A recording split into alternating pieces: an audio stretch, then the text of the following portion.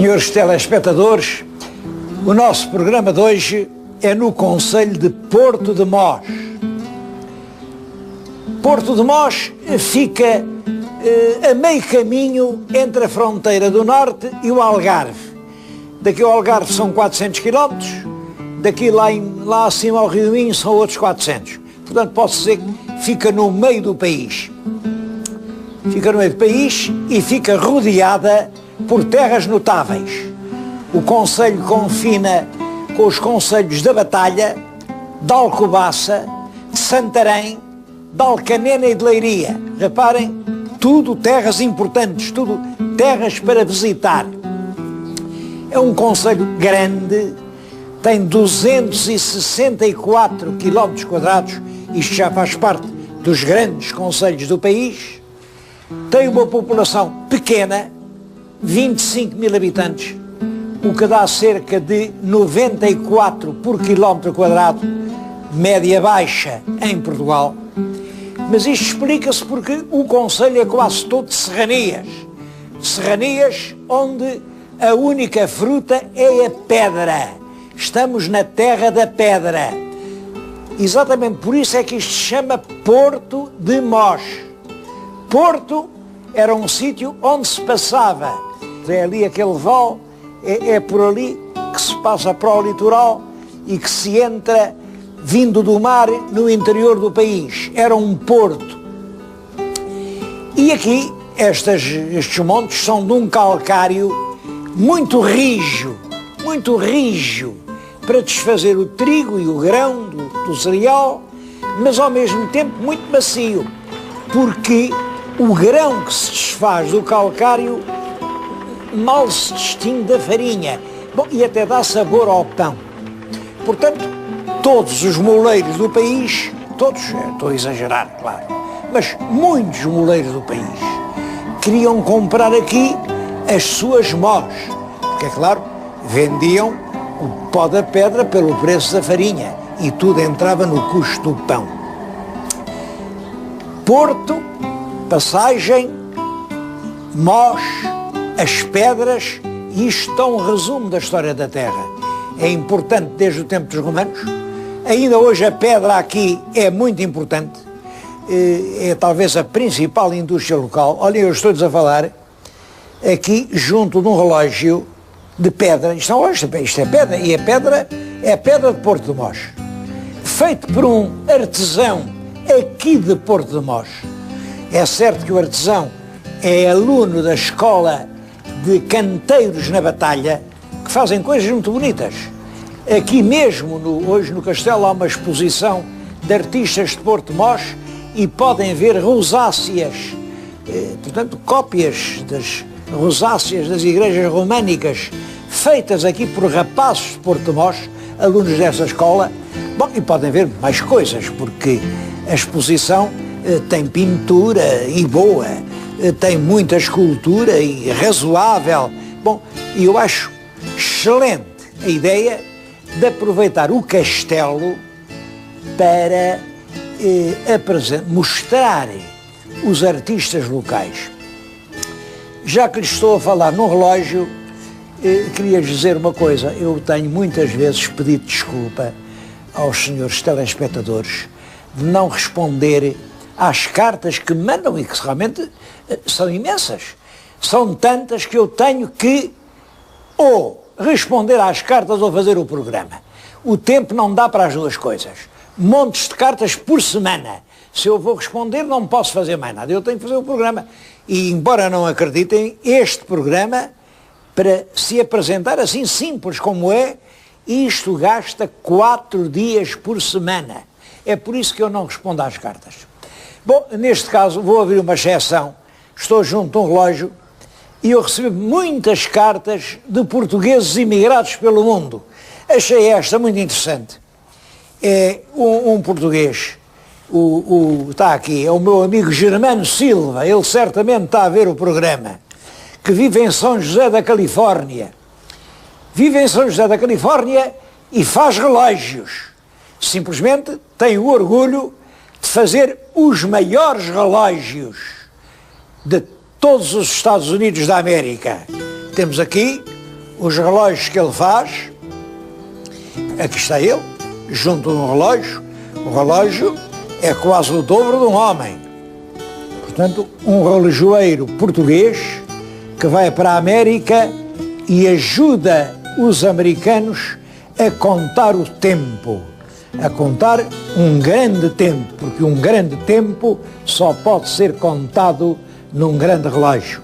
Parabéns ao meu amigo Germano Silva, continua a fazer relógios e, sobretudo, que os relógios continuem a contar horas felizes para ele, para todos os americanos e também para todo o mundo, porque o mundo não é só americano, o mundo pertence a todos nós, os filhos de Deus.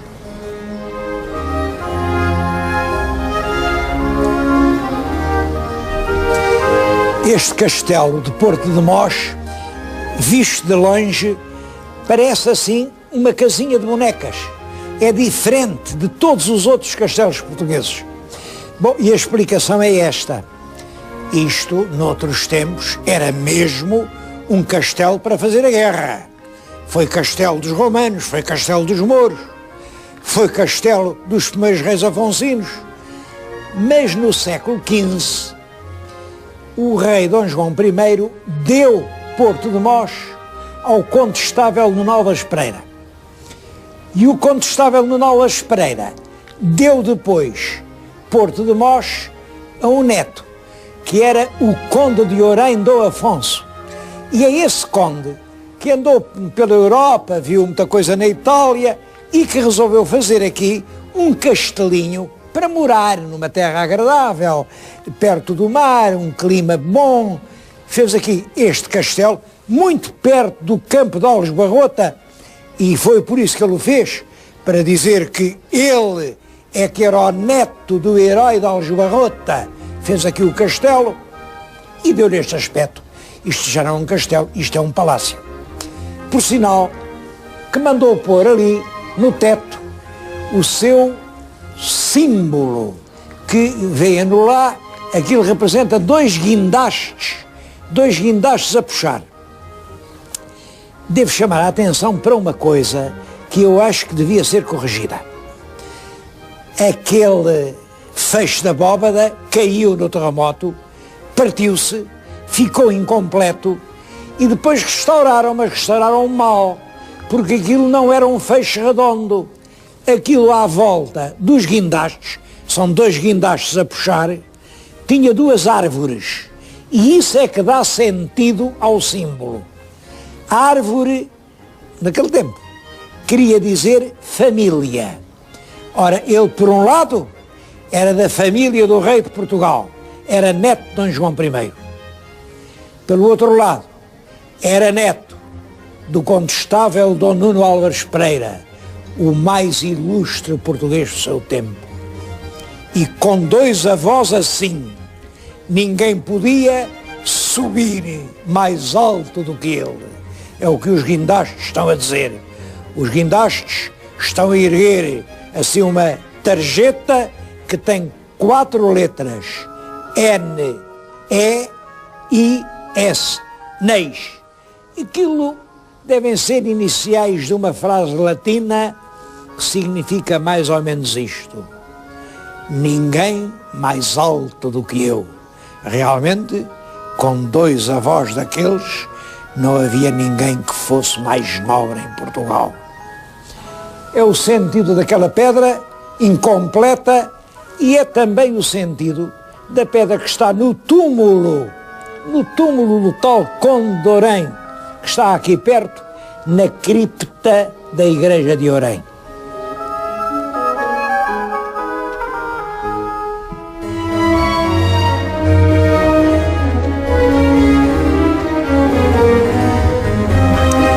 A paisagem em todo o concelho é muito característica.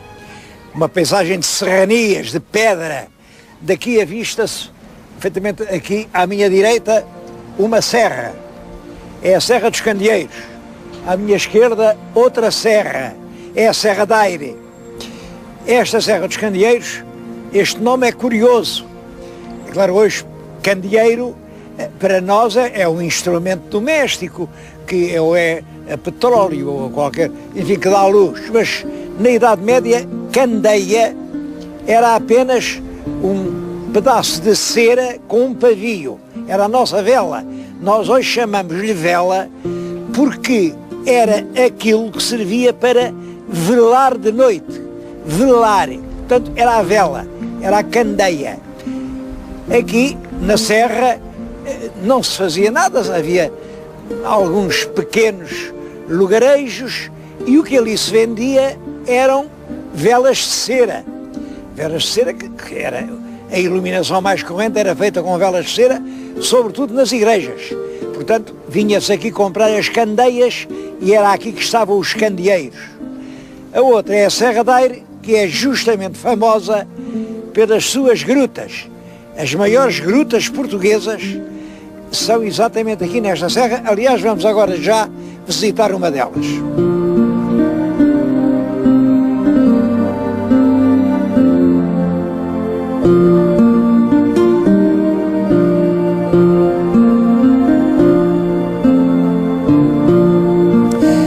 As grutas foram descobertas por acaso, por mero acaso, em 1955, portanto há cerca de 50 anos. Eram uns garotos que viam os pássaros mergulhar na terra e desaparecer. É que os pássaros tinham os ninhos dentro da gruta. Bom, os pais dessas crianças vieram ver do que se tratava, com a ajuda de cordas desceram e encontraram esta maravilha. A idade que isto tem não se pode determinar com facilidade, mas vou-lhes dizer uma coisa curiosa. Vem esta coluna aqui atrás de mim, esta belíssima coluna. Bom, esta coluna que resulta de pingos d'água que vêm de cima, trazem um calcário e, portanto, vai lentamente o calcário crescendo. Esta coluna, como vai de baixo para cima, é uma estalagmite. Vêm também aqui muitas outras que vêm de cima para baixo, são as estalactites. Estalactites é o que faz o mobiliário maravilhoso deste lugar. Aquela estalagmite tem já 5 metros de altura. Falta 1 centímetro para chegar ao teto, mas sabemos que para esse centímetro ser preenchido são ainda necessários 100 anos, porque o tal calcário vai-se depositando à razão de 1 milímetro de altura de 10 em 10 anos. Portanto, 1 centímetro em cada 100 anos. Como a coluna tem 5 metros, esta estalagmite tem 50 mil anos. Todo o espaço, que é enorme, é de facto maravilhoso. Passam aqui por ano muitos milhares de pessoas.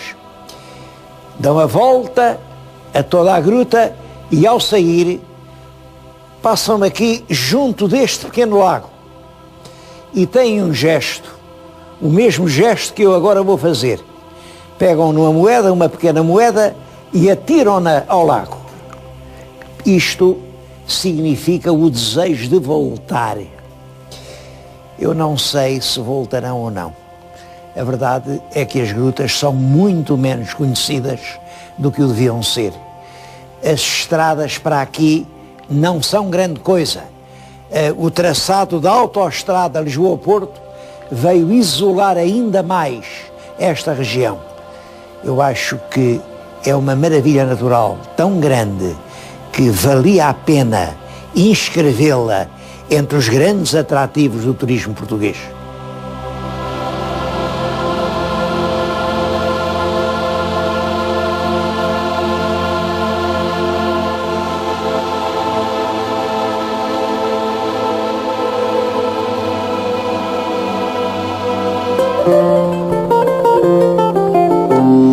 A vila de Porto de Mós é antiga, já existia na época romana e o rei Dom Dinis deu-lhe foral em 1305.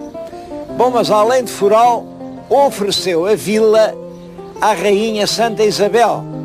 Também lhe ofereceu a vila de Sintra, a vila de Alenquer. E isto significa que a vila era uma vila importante. O rei não oferecia assim vilas menores à rainha. Era uma terra importante. Das pessoas aqui nascidas, que são muitas, eu vou só citar uma. Uma porque isso vai esclarecer certas dúvidas sobre Camões. É o bispo Dom António Pinheiro. O Camões tem um soneto, é um soneto que começa: depois que viu Cibele o corpo humano. Bom, que se dirige a alguém que se chamava Pinheiro. E, bem, e os nossos comunistas têm hesitado quem seria o Pinheiro, quem seria o Pinheiro. Bom, a leitura atenta do soneto não deixa dúvida nenhuma.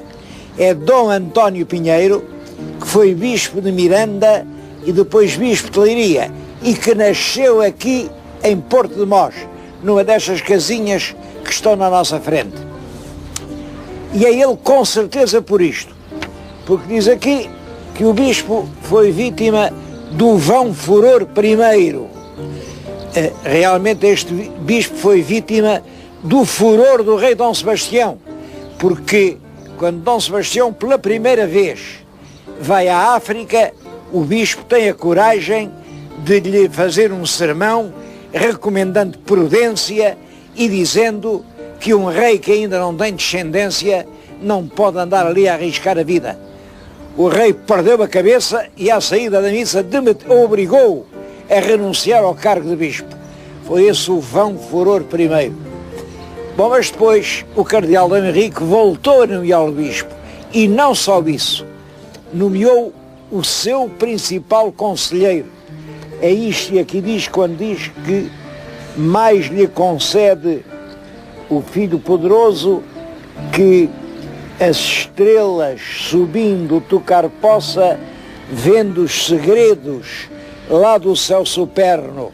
É que durante as cortes de Almeirim é este bispo Pinheiro quem ouve os segredos do cardeal Dom Henrique, que estava já quase agonizante, e quem comunica o que o rei quer às cortes. É ele quem conhece os segredos lá do céu superno.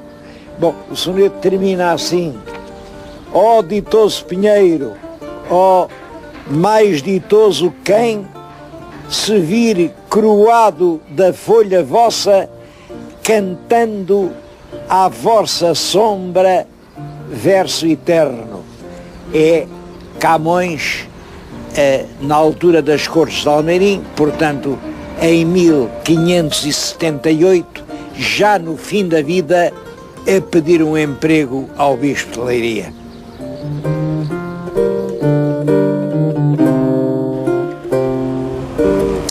Mas todo o concelho tem um extraordinário dinamismo industrial.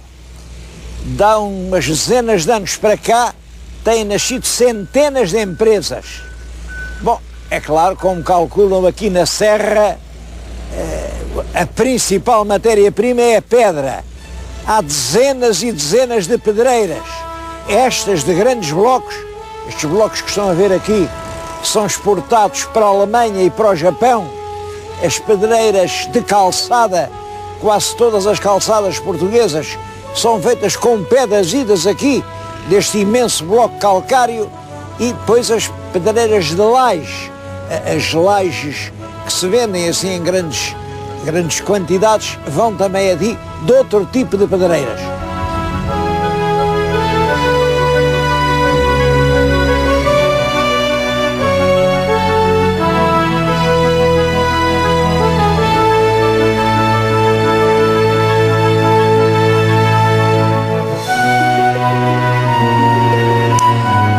Uma grande parte da pedra aqui da região é transformada em produtos de luxo que são exportados um pouco para todo o mundo. Eu vim falar-lhes aqui numa empresa que desta pedra que se extrai dessas montanhas, eles fazem tudo, olhem, fazem mesas, fazem os balaústres, fazem as lareiras, fazem as escadarias, fazem, eu acho isto particularmente bonito, revestimentos de grande originalidade. Tudo isto é feito aqui. Falo nesta casa, mas devo-lhes dizer que aqui na região há 27 empresas transformadoras da pedra e há centenas de famílias que vivem da pedra. Esta gente que não tem aqui, no concelho que é enorme, mais nenhuma mina que não seja a pedra, transformou a pedra numa fonte de vida.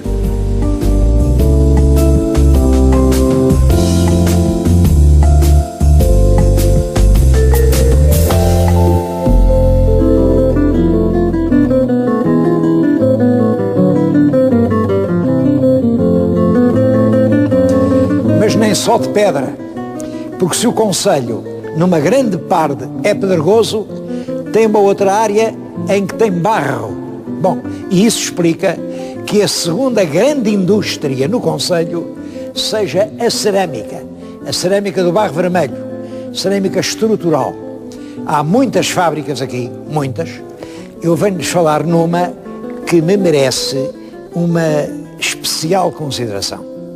Por isto, a fábrica foi fundada há 75 anos por um rapazinho de 14 anos que precisava de um dinheirito lá e começou a fazer telhas aqui na coxa da perna. Fazia a telha, depois cozia num forno a céu aberto. É claro, era uma centena de telhas por dia e fartava-se de trabalhar. Só que não parou de então para cá.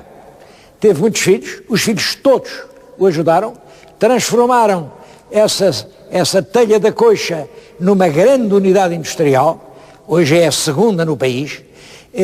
O que estão a ver ali embaixo eram os fornos em que eles coziam a telha em 1940. Bom, depois aquilo tornou-se antiquado e cresceu. Isto agora tem três unidades moderníssimas e mais uma quarta que está na fase de arranque e que se diz que é a mais evoluída de toda a Europa. Bom, apesar de todo esse progresso, eles não destruíram os fornos de há 60 anos, porque aquilo faz parte da história da sua casa. Eu acho que isso é um exemplo. Tomara eu que muitas cidades, que muitos autarcas seguissem esta lição.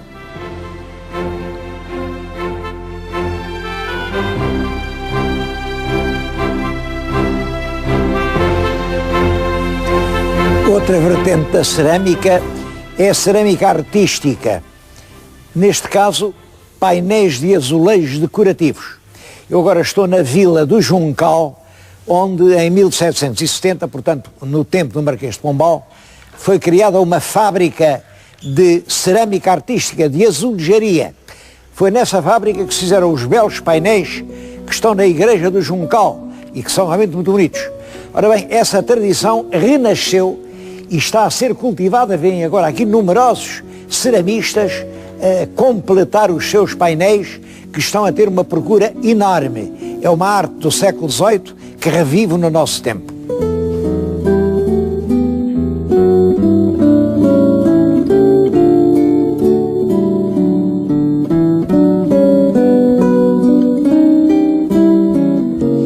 O concelho de Porto de Mós tem 3 vilas: Porto de Mós, Juncal e Miradouro. Eu já falei de Porto de Mós e do Juncal, mas não posso deixar de falar de Miradouro, que aliás é uma vila que era célebre no nosso país por causa dos têxteis. Toda a gente sabia que em Miradouro trabalhavam muitos teares e se produzia uma grande parte da roupa e dos cobertores produzidos em Portugal. Bom, isso hoje continua a ser verdade. É claro que trabalha menos gente.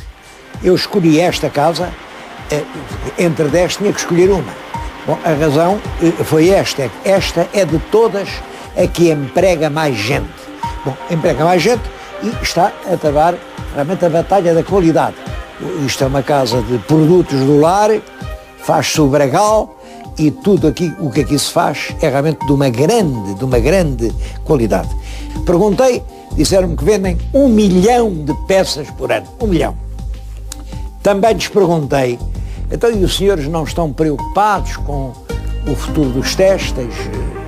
Por toda a parte há queixas, diz-se que os tais ucranianos e polacos e trabalham mais barato.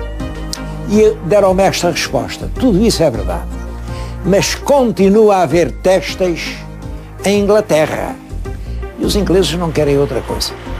Continua a haver têxteis em França. E os trabalhadores franceses ganham salários muito superiores aos nossos. Continua a haver têxteis na Alemanha. Pois bem, nós vamos continuando e procurando fazer o melhor que formos capazes. Eu penso que o caminho é exatamente esse, é a batalha da qualidade. Vamos fazer todos o melhor que formos capazes.